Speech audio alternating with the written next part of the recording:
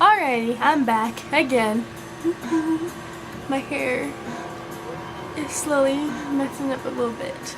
Anyways, so this is a video on why I work with Thanatos, the god of peaceful death.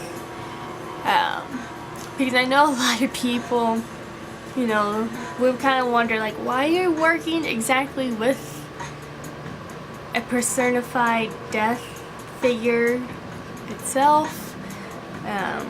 I'm part of a Hellenic pagan group on Facebook, and there's so many arguments in that with people who just want general tips on how to work with him, what their experience is working with him, and there's so many people that just say like, don't work with them, don't do anything like that. And I thought to make this video as like in a way to kind of help people who do want to work with him. There's not a lot of information on how to work with him, what he likes, offerings you can do for him, and so forth. So yes, but first off, why do I work with him? At first, my cat's walking and she's shaking the tripod like this.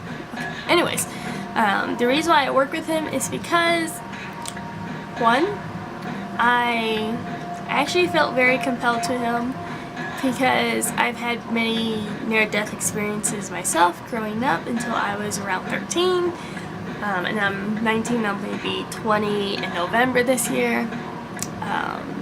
Second, I want to be comfortable around talking about death and the process of grieving, that it's okay to, and that it's a process of life itself, and to be okay with just the whole generic topic of death itself. And so far it actually has helped me. Third, I wanted to learn how to do spirit work, and better yet, I actually wanted to learn how to help spirits move on, instead of being stuck and or lost, just to kind of act like as a guide to help them. And yes, that's my main reasons. Also, I wanted to do ancestry work, but I have such a hard time actually finding who my ancestors are and so forth. It's just really difficult, but those are the main reasons as to why I work with him. Now, as far as like how he is to me, or actually, wait. How did I come to actually work with him? I don't worship him. I actually work with him. I rather not worship him. Yeah. Anyways, stupid commercials on with my music, stopping it. Anyways, so how I came to actually found him was quite interesting. I was on Etsy and I was looking at prayer cards, and at the time I was actually looking at prayer cards of Zeus. However, I found this one prayer card, and as soon as I read its name, I felt this pull that was just really shocking to me, because I've never felt that strong of a pull from just reading a name. And it wasn't exactly like a passionate pull or whatever. It was a pull of like, I don't know. I don't really know how to really describe it. It's hard to describe, but it was a pull. And as soon as I saw his name and I saw the picture and everything, I was like, he looks familiar, And later on, I actually ended up studying him and knowing more about him, and the more that I did, the more the pull, I almost said pill, the pull, grew stronger, to where it was more or less a feeling that I guess he wanted to talk to me, or I wanted to talk to him. You know, it was like a conversation that was needing to be discussed, and I finally did. And I've heard people say that, you know, he's funny, he's kind, you know, things like that. Then I heard people say that he is very stern, he's a father-like figure.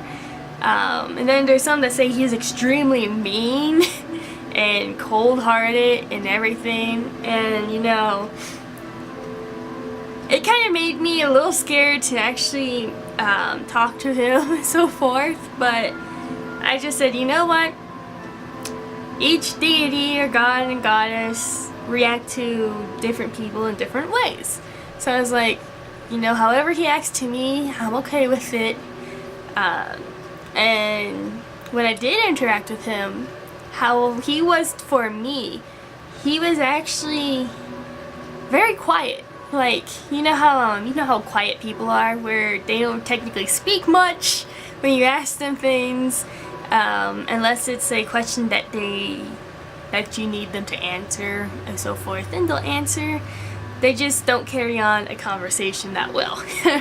That's how he was to me when I first met him. He was very quiet. However, he was very kind to me. And, you know, I don't know how he would be to anyone else, but in my perspective, he is a very kind God. He doesn't talk much, but also his presence is just so comforting. You know, you just kind of want to sit there in silence with him, doing nothing, maybe meditating. Just, his presence is just, it's a feeling that you want more of, I guess you could say. It's like, you know how someone gives you a hug when you're feeling really down, or you just need that comfort. That's what he feels like, even if you don't need that comfort.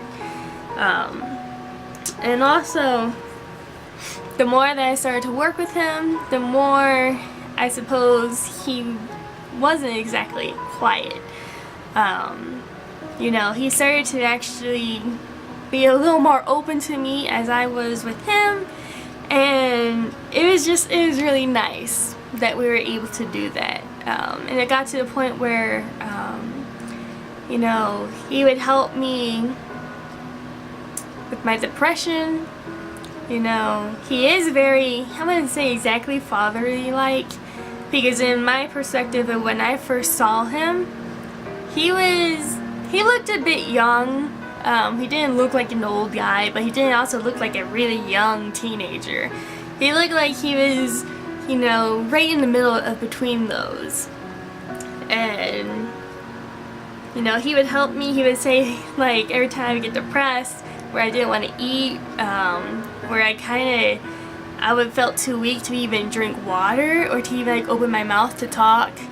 You know, he would get on my case, telling me non-stop to just go and get food. That I need nutrition and I need to take care of myself better, and that, you know, I need it for my own spiritual well-being if I want to be, you know,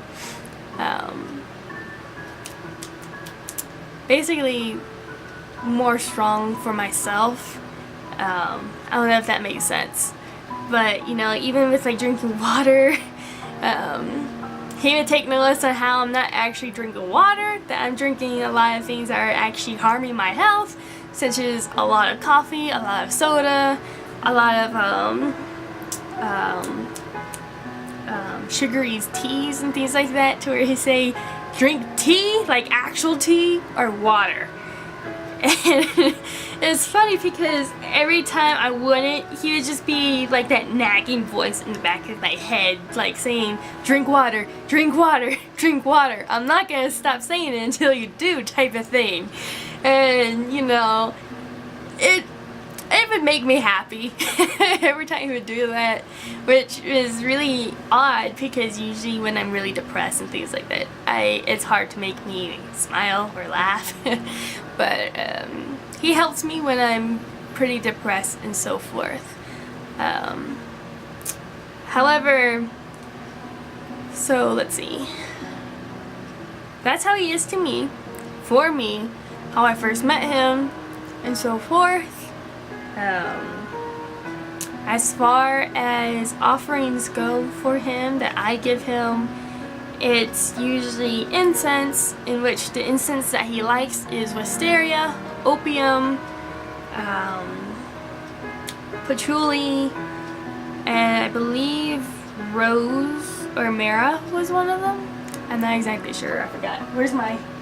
I have a journal. I will be back.